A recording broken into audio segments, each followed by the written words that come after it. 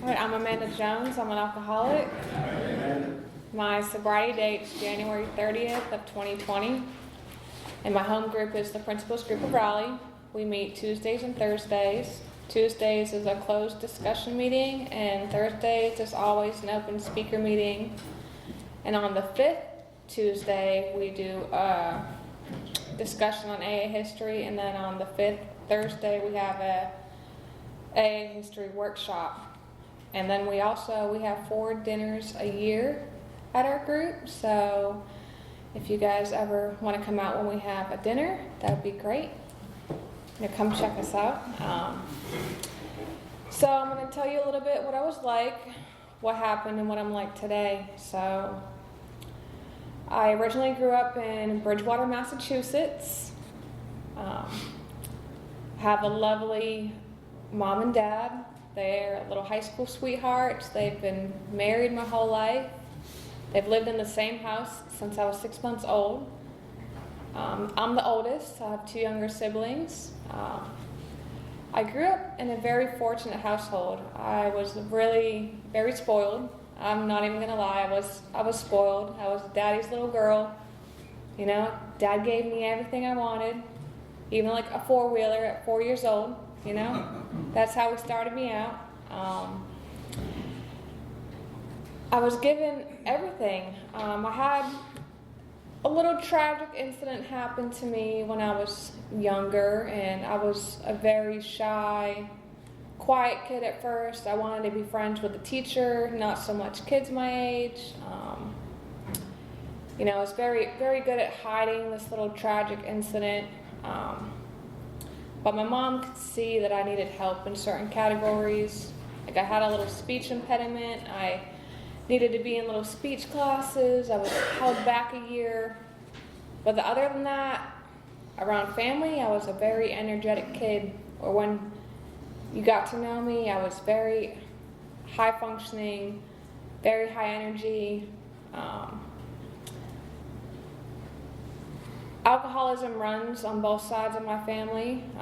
My biological grandmother had wet brain syndrome from alcoholism, and she had passed away in an institution, and my mom was adopted, so she knew all about alcoholism. And the alcoholism also ran on my father's side of the family, and I seen a couple of my aunts and uncles go through that when I was younger. So I was familiar of what alcoholism could be, and my mom would tell me, like, when you get older, you shouldn't drink, you know? She could see the tendencies in me, all when I stole a little cat toy from the farmer supply store, and she caught me in the back seat of the car playing with it and turned me around and had me apologize and return it. And I did sports. I did gymnastics and cheerleading, and I rode quads. Those were my hobbies. And I always wanted to hang out with the guys and my cousins and try to keep up with my older cousins. Like, they tried to make me the tough guy, you know? They tried to make sure that I was a tough lady. So we'll fast forward. I had my first drink when I was 15 with a couple girls from my cheerleading squad. And I was terrified of drinking. Like, I seen what it could do. And when I was a kid, my uncle and my aunts would bring me to AA. I didn't know where I was, but I was running around meetings, having decaf coffee and cookies, but I didn't entirely understand the concept of it, you know? And I didn't see my mom drink much, I think maybe twice, and never finish it. And I would open the beer cans for my dad, but I never seen him, act wild or anything. So I had my first drink, and it was gin, and I was immediately puking in the toilet. That was my first experience.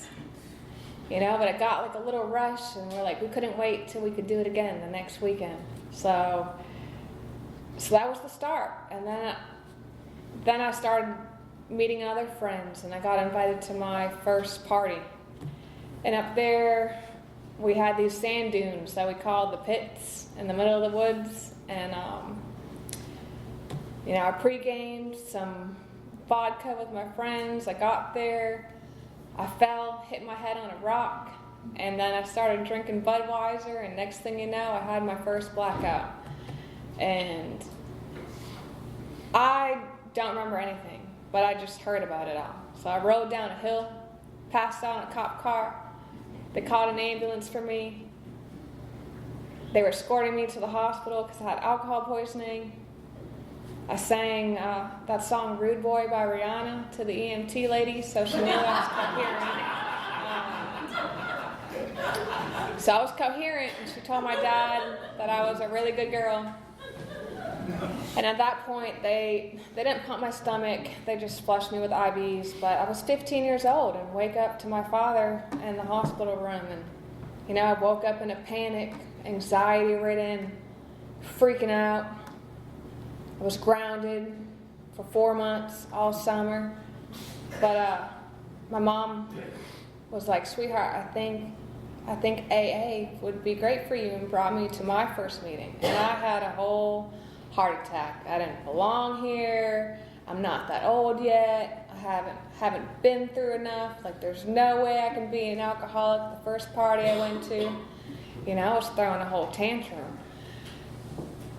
But that was the start of my journey. I was a blackout alcoholic. Probably 80 to 90% of the time I blacked out. And that was a repetitive behavior for me. I'd come into AA, pick up a white chip, and then go and drink on the weekends. And it repeated like that for a long time. I would try to quit. I would try to seek, help from a therapist or psychologist. I would come in the meeting late, probably leave late, like say hey to women and run. I did not take these suggestions at that time. And I just dug my alcoholism in another hole. I got suspended from high school for a week.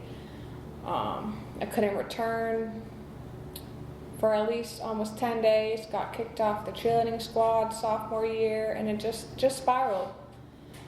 I ended up in jail twice before the age of 19. First was just, we were trying to bail someone outside of jail, and I'm stuck outside in a blackout and knocking on some lady's window for a lighter to smoke a cigarette, and I got arrested. So, and then another time, my cousin locked me in my mom's car, and I'm setting off the alarm, and they arrested me, locked in the car, and the person that had the party. And they didn't want me in jail. Like, I get so emotional and angry and violent when I'm intoxicated that I'm like jumping on the chair, yelling at this poor police lady, and not the nicest manner at all, that they didn't want me there. I'm old enough for them to keep me. They drove to my parents' house and begged them to come get me. And they're begging them to keep me. Like, keep her. Maybe she'll learn something. So after that, I had my first rehab experience. So I stayed in rehab for about 2 weeks. And I went back into AA. I didn't get a home group. I didn't get a sponsor. I would just go. And of course, I didn't stay sober. I tried to move out of my parents' house after I graduated high school. And it was like I just moved into a whole party house because it fit my lifestyle. And I just kept digging a hole deeper. I didn't drink for a couple years, but I was dry. I was dry, and I was those people, places, and things. I'm hanging around people that drink all the time, and I was working at night, and it was a whole other lifestyle that I was addicted to too, and trying to go to school. And eventually, I started drinking again. And it's like the first time I drink, I black out. I have no light switch. I don't know when to stop. And hard hard liquor, vodkas and whiskeys. I didn't like to drink beer, but I went down the road and figured that out. I did. I tried the, let me just drink wine, I'm not going to black out on it, and I did.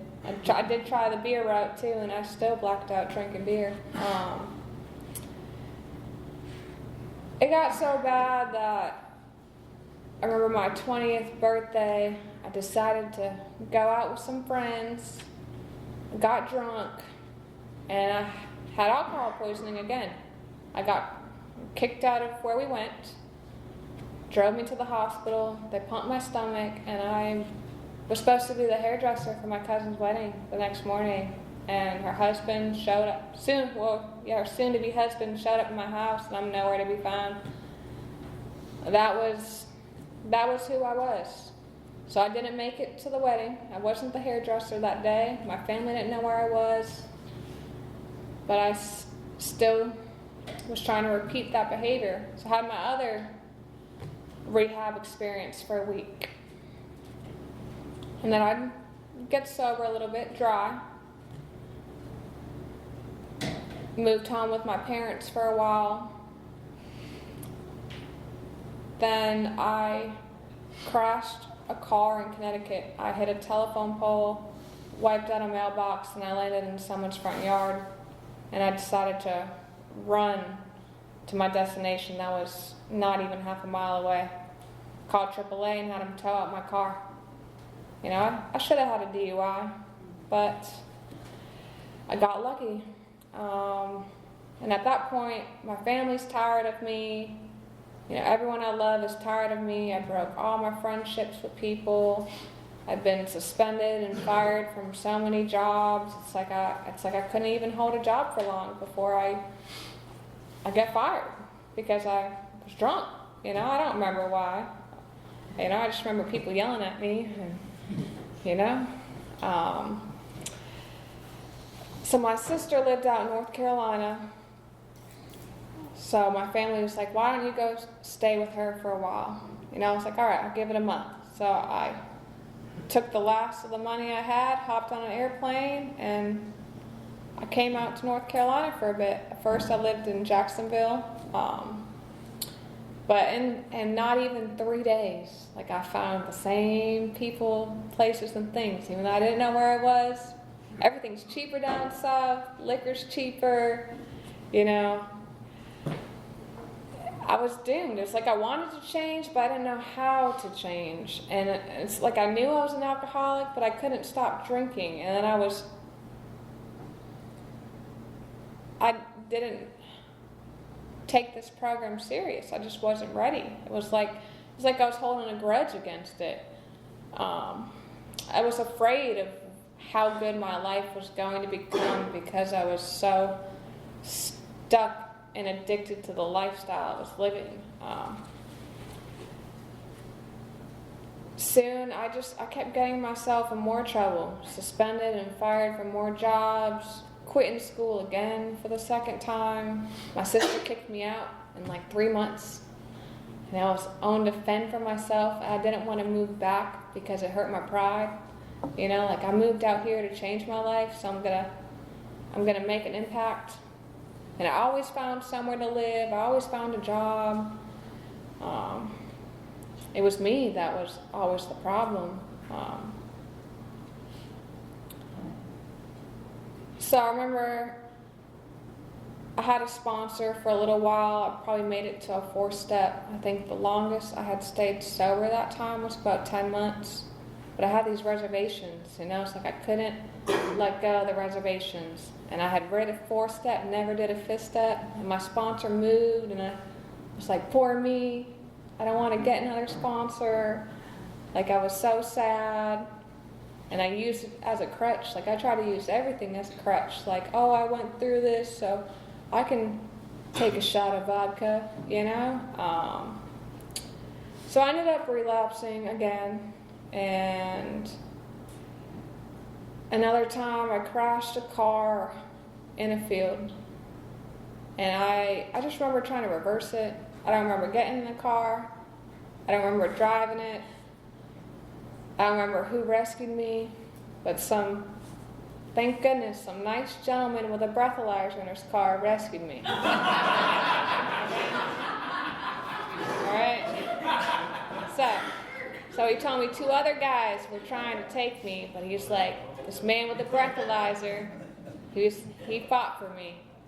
And the state police found my car probably 10 minutes after this guy rescued me. But I woke up swinging hands on this guy's couch, about to fight. He's like, you crashed your car. I was like, okay. And then he was drunk, so he couldn't drive me anywhere, Yeah, so I wake up, this guy's drunk, and I'm stuck. And he knows where my car's towed, and I can't go anywhere. And he doesn't know how to log out of Facebook for me to call people because my phone's gone. I have no keys. I'm missing my shoes. It was tragic. The guilt, the anxiety. And I just wake up swinging I'm about to fight this guy, Oh, I forgot a story. I know Stevie likes the story. I woke up in jail naked with a disorderly conduct too. That's Stevie's favorite story. I got arrested for disorderly conduct with running with just a shirt on, and I just got naked in jail. That was me. They told me I was the craziest thing they've seen in Woonsocket, Rhode Island. I was like, that's pretty bad. I don't know if anyone's heard of Woonsocket, Rhode Island, but that was pretty bad. I was like, I'm definitely not the craziest thing. But they were nice and they dropped it. But yeah, that was my drinking, and that can only image you of the alcoholic insanity in me. So, and I still continued drinking after that. It was it's like my Nana passed away, so I try to use that as a crutch, and it never lasts long, my binges, because I ended up getting in so much trouble. But this last time, I went to treatment again for 31 days. But now this time, I got locked up, had an unmarked car pull me over, and I immediately knew it was over. The moment that I seen the lights, I knew it was over. They got the co-defendant, and I knew I was going away for a long time. But it was like a relief. It's like, all right, this can be over. So they handcuffed me and let me watch the canine out there, and they put me in the SUV with the canine, and drove me to jail. And this time I was stuck. I was facing some serious charges. I had a $500,000 bond. It's the first time I ever had a bond. That's my first bond. I was like, okay, well, I'm really not going anywhere. And no one's going to be able to bail me out. So I just had to sit there, except where I was leading my life. And it was repeating. Jails, institutions, the closer I'm getting to death. So, and it was a tough time to be in jail because COVID hit. At first, the first month, they'd have AA women come in, bring meetings, they'd have church come in, and I was so excited because, I knew at this point, I'm like, I know I need to go to AA, I need to get a sponsor, and I actually need to do the steps, not have a sponsor that's going to show up in my house, I'm not going to answer the door for her, because that's what I would do to people, that's what I did to someone before. They're giving me their time, and I'm just not going to answer the door for her. I knew I had to change my ways. I was hopeless, completely broken. I was scared. At that moment, it's like I didn't understand how I even got myself in that situation. I really thought my life was over, Thought it was over. Thought I was going away forever, and I was never going to see my family again or anyone that I loved. It terrified me. And, that hopelessness, I knew it was time to change my life. So COVID hit, and they couldn't bring in AA meetings anymore. I was stuck by myself in this cell for 22 hours a day, driving myself crazy. And I knew I had to sit down and start building a relationship with God. And that's all I had for my first 5 months getting sober. They were hard on me. They weren't going to reduce my bond. They weren't going to let me go to a treatment facility. But then the longer I sat in there and COVID hit and how bad it was, they're like, you know what? She gets into a treatment facility, we'll let her go. So I had not the greatest attorney, but I had to talk him through how to get into a long-term treatment program. Like, we just get an application, man. I just call him and we'd get me in there. Because I knew I needed to go somewhere long-term. Because I didn't have anything. I lost everything. I lost my dog, right? And I lost my place to live. I was already moving anyways. I was actually supposed to move the day that I did get arrested. So my landlord already knew that. I was already states away from my family. They didn't even know how to answer a collect call. They didn't answer it for 2 weeks because I trusted some other lady to set it up for me, and it was her name. So like every time the phone's calling, it's not saying my name, it's saying some other lady's. That's like how innocent and pure my parents are. And then finally, someone reached out to them. Because they can't see the news in North Carolina or none of that. They didn't know. They knew something was wrong, and they just couldn't figure it out.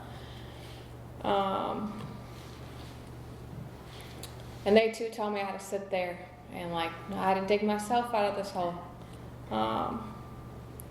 So yeah, finally they accepted me somewhere, and they unsecured my bond and let me go to the Healing Transitions program in Raleigh. And I was probably the happiest person to walk in there. I was excited, asked women around for who's good to call to be a sponsor. I immediately started going to AA meetings. I heard about the Principles Group of Raleigh. I made that my home group on Zoom. That's how I met everybody. It was on Zoom. I remember one of my home group members, Gina, she got me a cake for my anniversary on Zoom with everybody, and I thought that was like the coolest thing ever. Soon little miracles started coming back.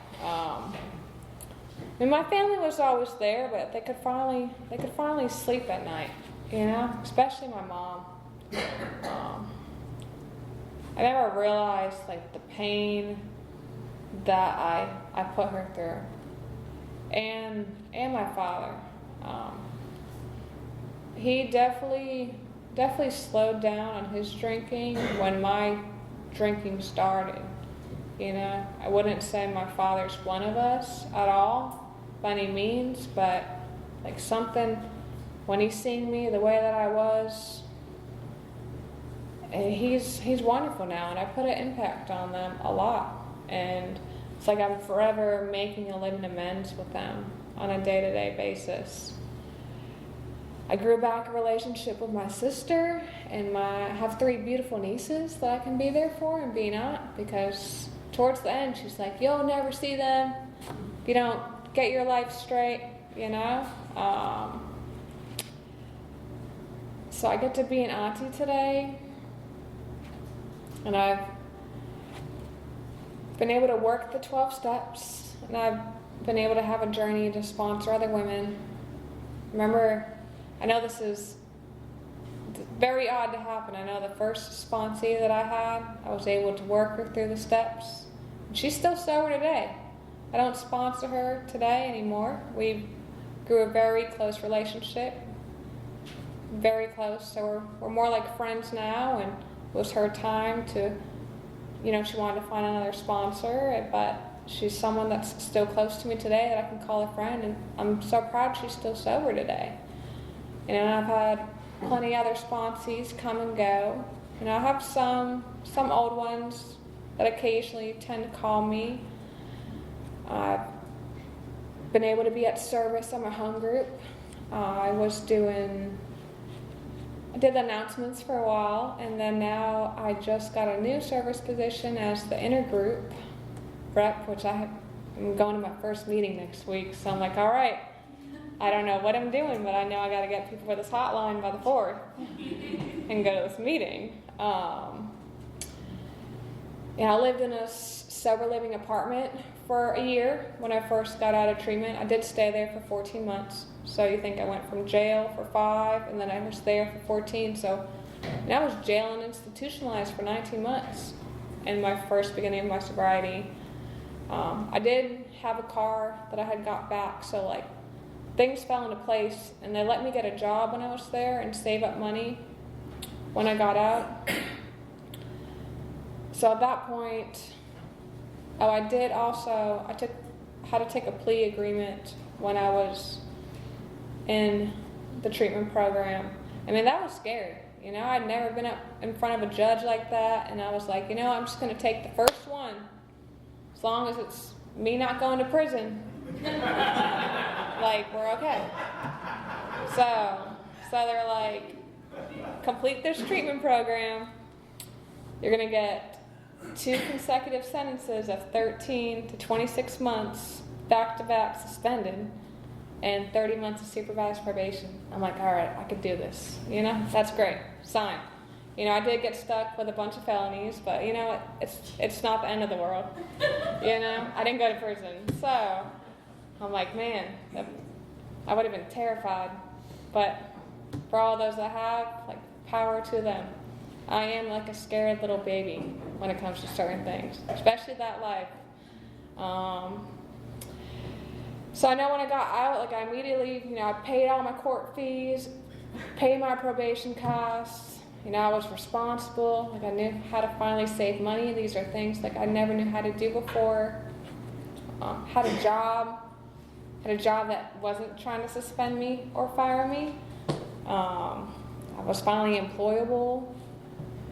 I was finally able to help other women, right? But I was definitely the one that was like, well, let me call my sponsor first and see if I'm able to. I was like, I didn't know I could help other women. I'm like, how am I capable finally to help other women? And it took me a while to go through my steps. I'm not gonna lie. I was a big procrastinator. I knew it probably took me a good 3 months to do my 4-step. I don't know why. I kind of know why. It's like, everyone was like, oh, that's so scary. But it's like, at the same time, I know I needed to do it. And then I hate sitting down with myself and replaying all the flashbacks that I do have. It hurts you deep inside, like, oh, I really did those things, and I knew I had to do it, but it's like it took me so long to face it, but I did do it. It just took me 3 months, and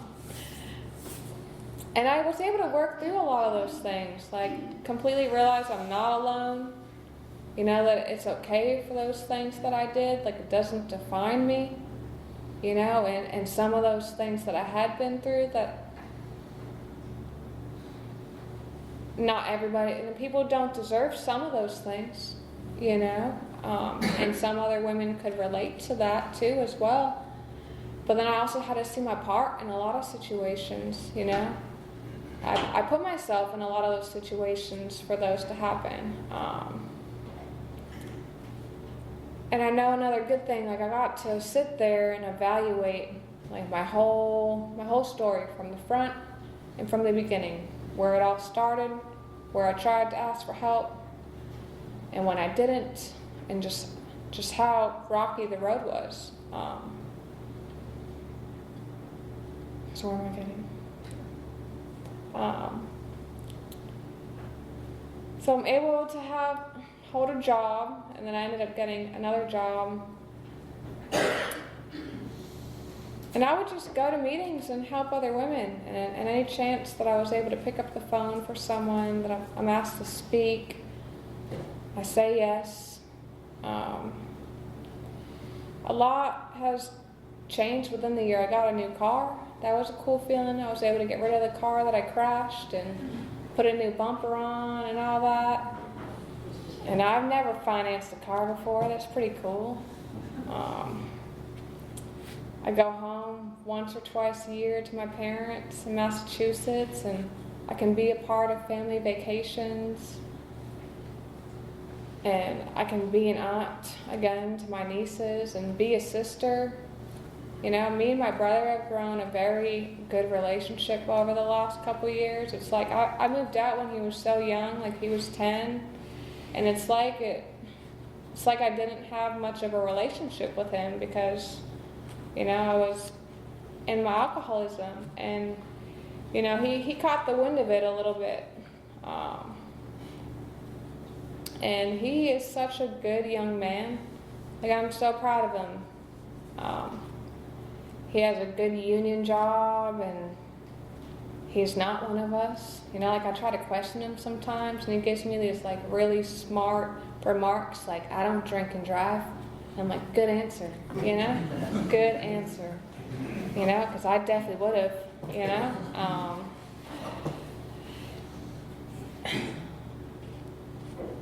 It's a miracle to see how much life has changed, and I know one of the hardest amends that's still hard today was probably to my cousin that I missed her wedding. You know, it's like, I know before I got sober this last time, I tried apologizing, and I've reached out, and I know God says when it's time where it's to be fit, it will be. But that one's one of the hardest ones that I haven't fully been able to make. I've done the justice of reaching out and to them, but that one was hard. I paid my financial amends out there. My landlord one was cool. When I got locked up, I was able to go and pay him after I got out, and they was so happy to hear that I was sober. And my family, they're so easygoing. All they want to see is that I'm sober. You know, my parents thought that I was going to end up as a Jane Doe one day. They're just waiting for that phone call. Or cops showing up at the door not asking them to come and get me out of jail. You know, they were terrified. And it, you know, it terrifies me, like, thinking back to, you know, how I was. And today I'm a changed woman, and I try to completely change every day. I still have a lot of defects. You know, I can have an attitude some days, and some days I'm more fear-ridden than others. Sometimes I give myself a hard time for, you know, the background that I have with certain jobs, but I've always been able to get a job. I'm always upfront with an employer, like, hey, I got a background, so if you want to check it, this is it. I'm just going to save you the process. But I've been sober since that day. And yeah, I successfully made it off probation probably a year and a half ago, and that's easy when you're sober. You know, I didn't ever have a problem with it. They were always so nice to me, you know? Yeah, they really were. I think, like, they only, like, had me do a test on me, like, 3 times and came in my house once out of 30 months. I was like, okay, you guys want to stand outside? You know, they chose to stand out there. But that too kind of puts you in a lot of debt. I didn't know there's a thing out there that they call unauthorized substance tax. I learned that in recovery. But you know what? Payment plans are great. Payment plans are great. And by any means, like, every time I come across something, it's like I know I can call another woman and they can talk me through the process, and try to make sure I'm not so down about, like, financial things in life. I knew everything's going to make it. I finally moved into this little house for rent. I never had a house for rent. You know, I never had an attic before. I think that's pretty cool. And I met a wonderful significant other. I recently just got engaged. I'm a stepmom now. That's different. I'm learning. And I have a dog, you know. She's wonderful. I got a dog from a police officer. Isn't that pretty cool? I met her on a work job. I was cleaning air ducts, And this dog got out of the crate, and I was like, man, this guy's gonna come back, and this dog's out. She's just running. And I was like, oh, this guy's gonna be so upset because he's definitely a sheriff. Just went back to the department, and he asked me if I wanted her. He was like, you know, me and my wife have been contemplating rehoming her, so write your name and number. And he called me 4 days later. I went and picked her up. And one of the tragic things to me is, like, I lost my dog when I went to jail, and I was heartbroken about it. Like, I couldn't let it go, you know, and that was heartbroken to me. That was like my first dog by myself, and I was broken. So I waited 3 years until I got an animal, because I was like, clearly I wasn't ready. But I heard that dog I had, he ended up in a good home. I heard he's like a little service dog for an elderly woman. You know, that was like brokenhearted to me. But yeah, she was like my little pride and joy. Now I work at a restaurant, and I work at a doggy daycare boarding facility. I'm still trying to figure out what I want to do with my life. And I try to show up today and show up for people, try to give some hope. You know, clearly I was a big alcoholic, and I probably don't remember 80% of it, and I heard a lot of it, but I know I was a train wreck, and I don't miss that insanity and the guilt. If any of you know the anxiety-riddenness of it, like, recovery is beautiful. This year too, like, I had to make a deep change. Probably since about, I want to say, March last year. It's like I had the same sponsor for about 4 years, and it's like in my brain, it's like I know I have so much to learn and grow to do. And I had went through the steps once. You know, we had a good relationship whenever I called her, and, you know, I had never done the steps again. Didn't do the traditions yet. Maybe when I came across something, a problem, we'd talk about it. Maybe I would do like an ideals list, and I'm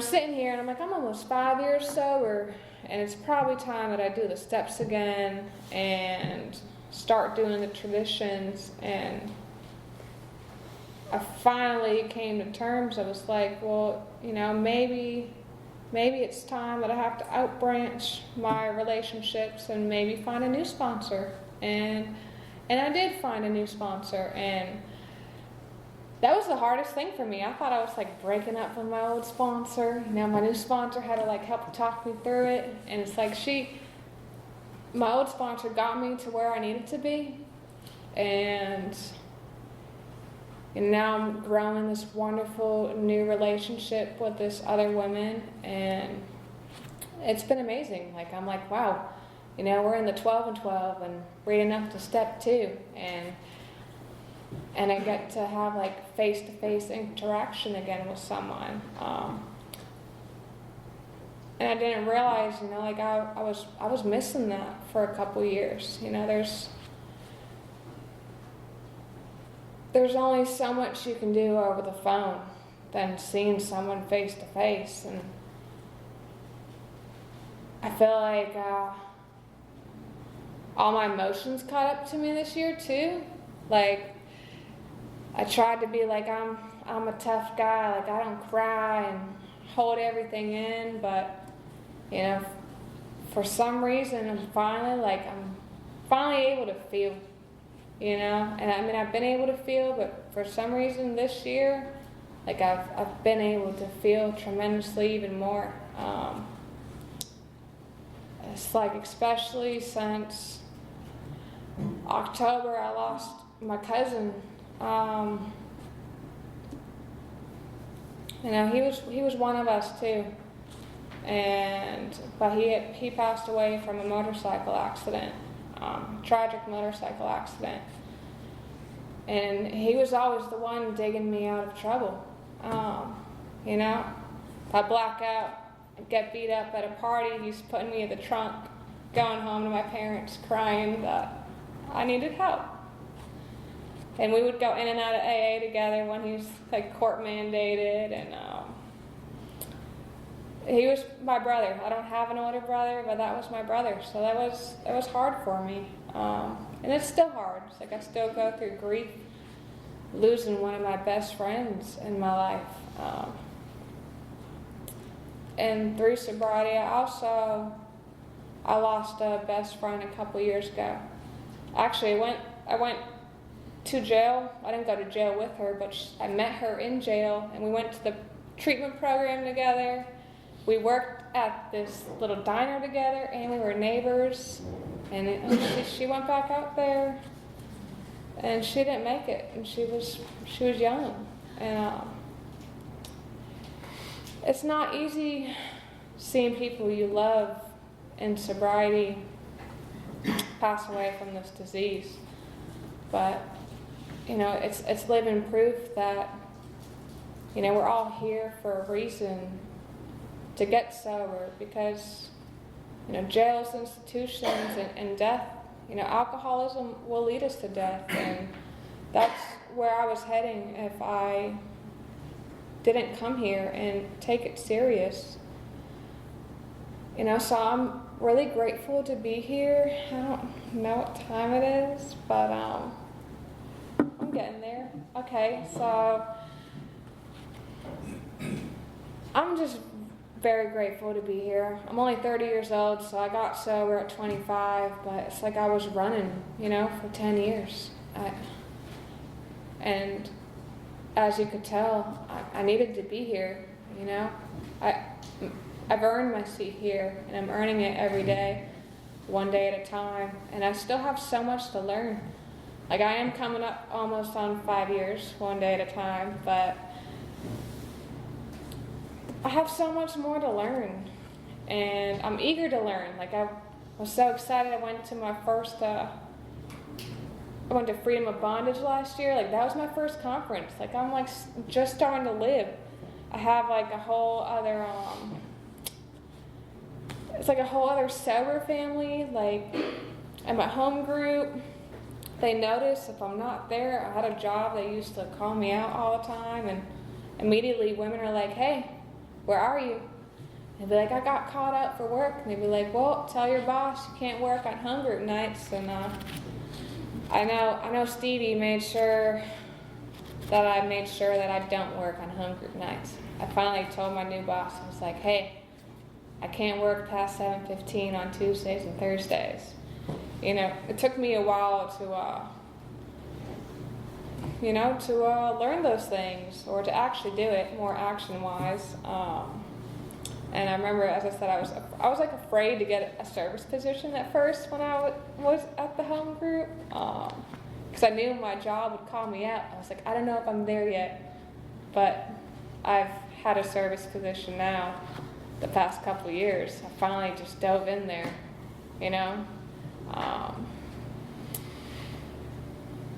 So I'm grateful to be here, and I think that might be it. So thanks for having me.